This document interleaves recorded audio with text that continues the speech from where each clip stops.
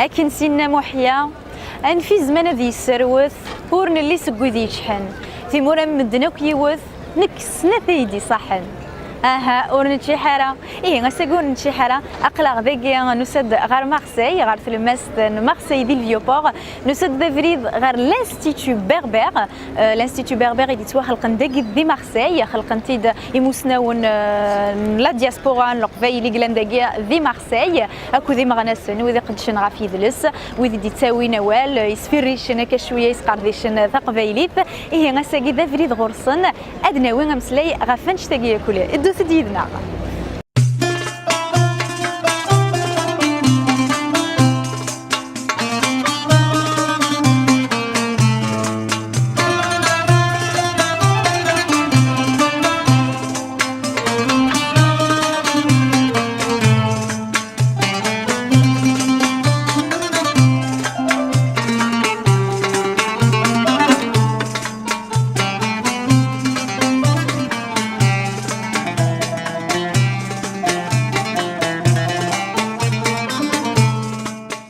Bonjour, je suis Isabelle Laurent, je suis adjointe à la mairie du 1er et 7e arrondissement de Marseille. Je représente Madame le maire Sabine Bernasconi qui est élue de ce secteur. Je suis venue déjà ici pour l'inauguration avec Madame Nora Preciosi, adjointe à la mairie de Marseille. Et je suis très heureuse de revenir et d'aider le président de cette association Berbère. Madame. Oui, bonjour, Marie-Josée Battista, je suis conseillère municipale, conseillère métropolitaine. J'ai assisté aussi à l'inauguration avec grand plaisir. Il y avait aussi Solange Biaggi et de nombreux élus avec Nora Preciosi et d'autres. C'est vrai que dans ce secteur, l'association Berbère a toute sa place, puisque le premier arrondissement est un arrondissement mosaïque avec toutes les confessions, toutes les personnes qui habitent dans ce secteur et qui représentent Marseille. Et qu'est-ce que vous pensez de cette initiative, justement, l'initiative de faire place à la culture berbère, justement, au cœur de Marseille? Je pense que c'est important que des personnes issues de l'Algérie, donc de berbères, viennent pour connaître leur passé historique. L'Algérie est un pays ancien, avec des racines, ce n'est pas les États-Unis, un pays neuf, nouveau. Et c'est très important de revenir toujours dans ses racines. Vous savez, je crois qu'un pays qui respecte ses anciens est un pays qui ira vers l'avant. Donc tout ce qui est passé historique, c'est très important pour cette jeunesse. Et puis venir ici, rencontrer des gens qui ont la même culture, la même cuisine, les mêmes chants, puisqu'on m'a parlé de musique aussi, c'est un vecteur quand même important pour tout le monde. Voilà, à mon avis. Alors moi je voulais dire aussi qu'à part l'association Berbère, il y a aussi une association égyptienne qui est dans ce secteur. Et moi je trouve qu'il est utile que toutes les religions, les confessions, les pays qui peuplent cet arrondissement, qui peuplent Marseille, soient représentés.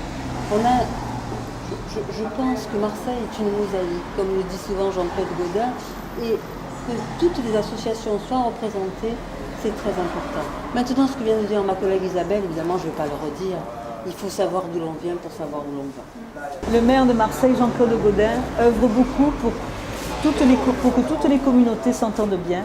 Avec Marseille Espérance, voilà. Chaque année, il réunit un imam, un rabbin, un prêtre, tous ensemble pour parler, un pasteur aussi, pour parler de Marseille et pour rapprocher toutes les communautés. Et ça, c'est très important.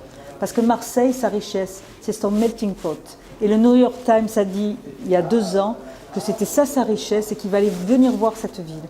Donc, vive le maire de Marseille aussi, et vive Marseille et tous les Marseillais. Il n'est pas question de communautarisme dans le mot communauté. Hein. C'est Marseille, c'est tous les peuples réunis à Marseille, puisque c'est comme ça. À bientôt. Merci.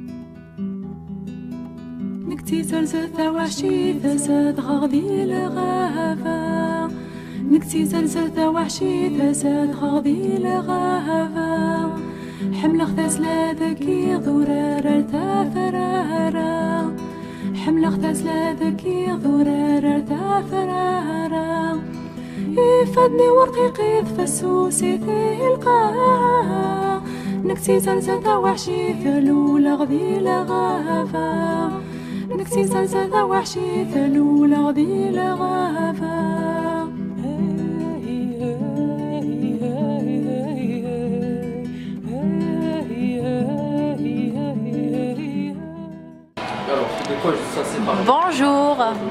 Dis-moi comment tu t'appelles déjà, on commence par ça. Nassim. Nassim. D'accord, tu fais quoi dans la vie, Nassim? Je suis étudiant en droit. Je fais des études en droit. De droit? Ah, c'est bien le droit. Dis-moi, est-ce que tu peux me dire pourquoi tu es là aujourd'hui? C'est pour me renseigner par rapport à l'association, des cours de langue qui m'intéressent beaucoup pour apprendre ma culture et tout, parce que moi je ne parle pas la langue kabyle et ça m'intéresserait de l'apprendre.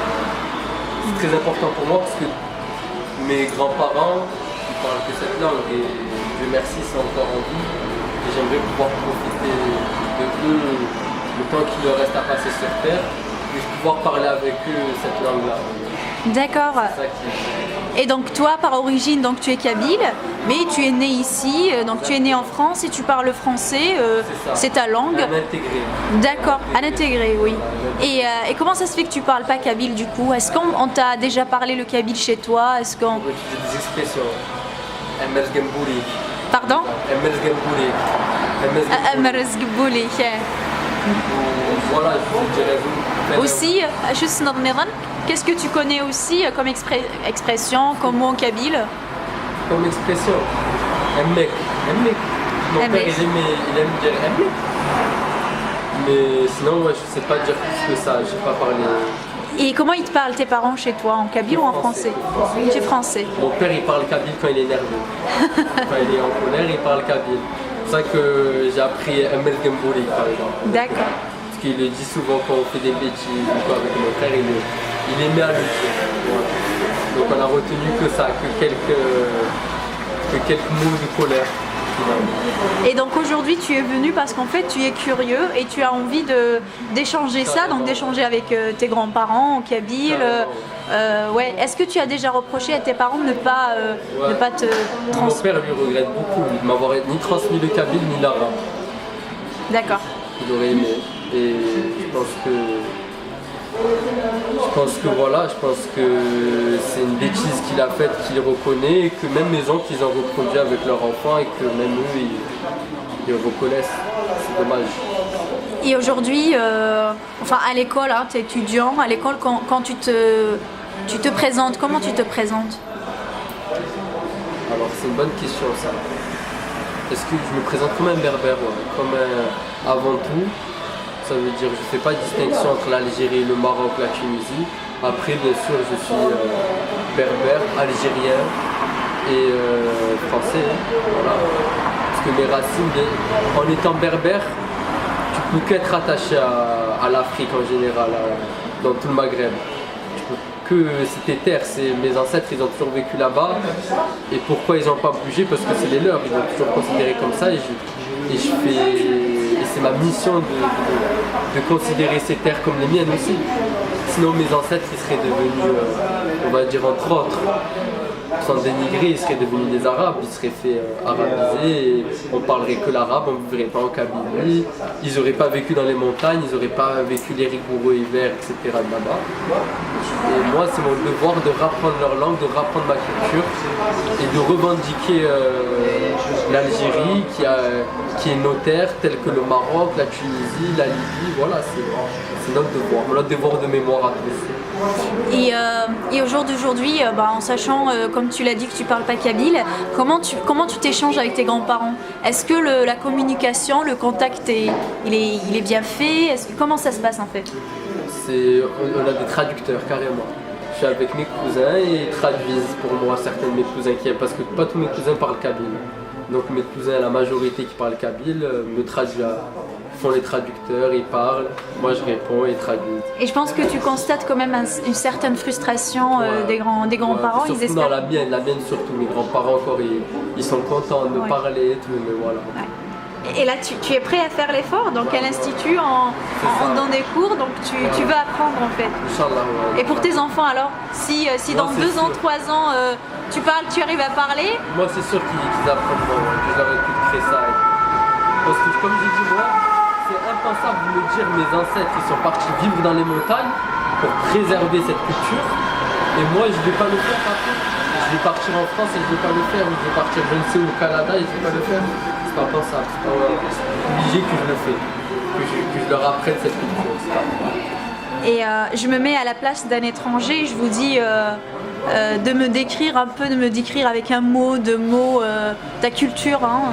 Ça se résume en quoi, la culture kabyle? Ça te fait penser à quoi? Culture kabyle, le zitzitoun. C'est le premier mot qui me vient, c'est le mot. Ouais, c'est vite parce que quand on a un problème, on est malade, c'est le zitzitoun. Quand on a mal à la main, on est tombé, c'est le zitzitoun. Voilà, tout le temps. Stravailit zit uzmour. Voilà, c'est tout le temps l'huile, c'est l'huile de bouche.